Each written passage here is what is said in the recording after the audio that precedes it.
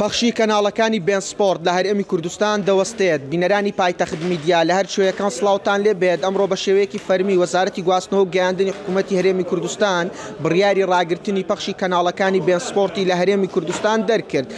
وەزارەتی گواستنەوە و گەیاندنی حکوومەتی هەرێمی کوردستان لە ڕێگەی بەڕێوەبەرایەتی گشتی پۆستە و گەیاندن بە نووسراوێکی فەرمی تەواوی کۆمپانیاکانی بواری ئینتەرنێت ئاگادار دەکاتەوە کە نابێت چیتر لەمە دووە کەناڵەکانی بێن سپۆرت لە هەرێمی کوردستان پەخش بکەن. ئەمەش دەگەڕێتەوە بۆ ئەوەی وەرگرتنی پەخشی کەناڵەکانی بێن سپۆرت لەلایەن کۆمپانیاکانی بواری ئینتەرنێتەوەیە و هاوکات ئەم وەرگرتن ئەم پەخشکردنە بە شێوەی ئۆنلاینە و هاوکات نەگەڕانەوەیە بۆ سەرچاوی سەرەکی بۆ خودی کەناڵەکە و لە ماوەکانی ڕابردوش کەناڵی بێن سپۆرت سکاڵای یاسایی تۆمار کردووە لە چوارچێوەی پاراستنی مافی خاوەنداریەتی حکوومەتی هەرێمی کوردستان بڕیاری وەستاندنیدا.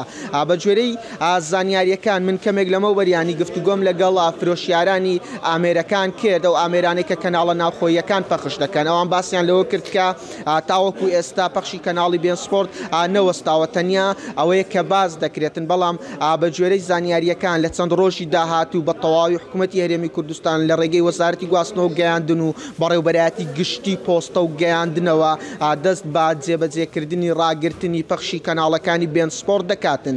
بۆ لەمە دووە هەر کەسێک بیەوێت کەناڵەکانی بێن سپۆرت پەخش بکاتن دەبێت ڕاستەوخۆ بگەڕێتەوە بۆ خودی کەناڵەکە و لە ڕێگەی بریکارێکی فەرمیەوە نووسراوێکی فەرمی و مۆڵەتێکی یاسایی هەبێتن بۆ ئەوەی بتوانێت لە هەرێمی کوردستان بێن سپۆرت پەخش بکاتن. ئەوەی کە هەیە لە ئێستادا هەر هەمووی کۆمپانیاکانی بواری ئینتەرنێت هەڵساون بەم کارە و ئەوان لە ڕێگەی پەخشی ئۆنلاینەوە سوود لە بەرهەمەکانی ئەم کەناڵە وەردەگرنەوە بە شێوەی ئۆنلاین لە هەرێمی کوردستان پەخشی دەکەن.